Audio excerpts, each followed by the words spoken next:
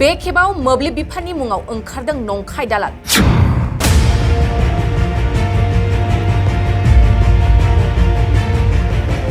नखर नखर 100% मोब्लिब भल्टेज सोगोन होना लादों रां।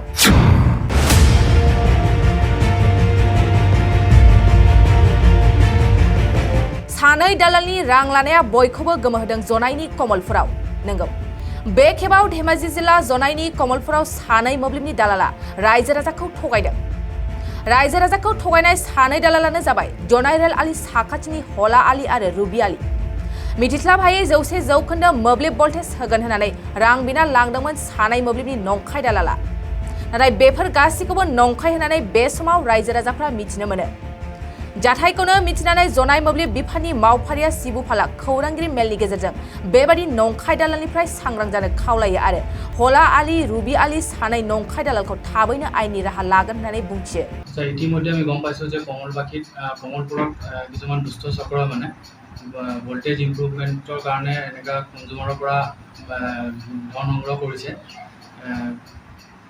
আমি এইটো ক'ব খোজোঁ যে আমাৰ জনাই অফিচৰ আজিলৈকে তেনেকুৱা ধৰণৰ কোনো ৰেকৰ্ড নাই মানে যে ধন সংগ্ৰহ কৰাৰ মানে এনেকুৱা আৰু যিসকলে মানে এনেকুৱা খোলা দাগি লগাব বিচাৰিছে আমাৰ অফিচৰ নামত বা আমাৰ নামত তেখেতসকলৰ ওপৰত আইনী ব্যৱস্থা লোৱা হ'ব। আৰু আমি ক'ব বিচাৰোঁ যে কিবা যদি তেনেকুৱা ধৰণৰ কিবা জানিব লগা থাকে তেওঁলোকে আপোনালোকৰ অফিচত আহি যোগাযোগ কৰিব। আমি আপোনালোকক যিমানখিনি পাৰোঁ মানে কনজিউমাৰক ভালকৈ পাৱাৰ দিয়াৰ ব্যৱস্থা কৰোঁ। দিনে ৰাতি আমি কষ্ট কৰোঁ যে ভালকৈ পাৱাৰ দিব পাৰি কনজিউমাৰক।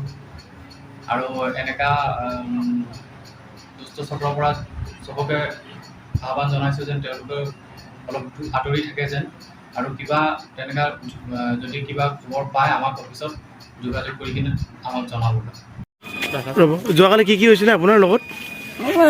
কাৰেণ্টটো অলপ চাই দিব কৈছে, চাই দিলোঁ। তাৰপিছত মোক পইচাৰ কথা কৈছে, মই পইচা 1 টকা লোৱা নাই। হয়, কিন্তু আপোনাৰ নামৰ বোলে পইচা উঠাইছোঁ বুলি মই শুনিছোঁ। মই নাজানো কিন্তু কি আপোনাক কি পইচা খুজিব কৈছিল নেকি কোনোবাই? 3000 টকা ল'ব কৈছিলে। কোনে? এই অলা না কি নামটো মই নাজানো, দোকানীটো। অঁ, আপুনি ল'লে? মই লোৱা 1 টকা লোৱা নাই মই। মানে ছাৰ আপুনি লাইনটো এনেকৈ ঠিক কৰি আহিলে? নাই, এনেকৈ ঠিক কৰি আহিলে।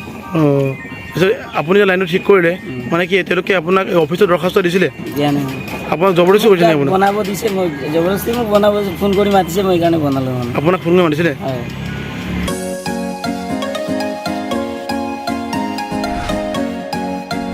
BA BSc हाबनो गोनां फरायसाफोरनि थाखाय गोनां फोसावथाय।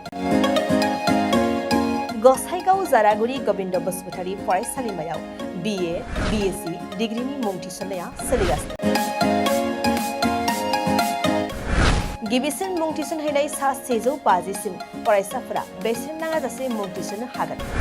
150 निफ्राय 200 सानि गेजेराव 75% रेहाय, 201 निफ्राय 250 सिम 50% रेहाय आरो 250 निफ्राय 600 नि गेजेराव मुं थिसननायनि रांखौ 25% रेहाय होनाय जागोन।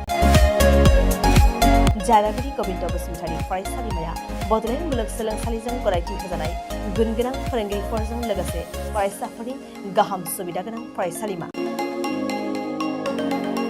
बड', इंराजि, Assamese, political science, history, economics, education, philosophy, sociology, geography आरो मेथ्स आयदाफोरखौ लानानै फरायसाफोरा बे फरायसालिमायाव फरायनो हागोन।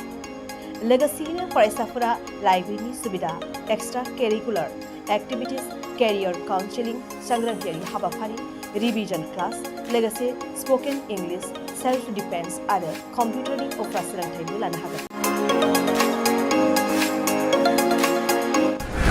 गोनो गोथो मोनदोंब्ला दानो 9706680878 70022271929 आरो 7002131754 जानबुं अनजिमायाव जगाजग खालाम। College website www.gbcj.edu.in, email ID govindcollege@gmail.com।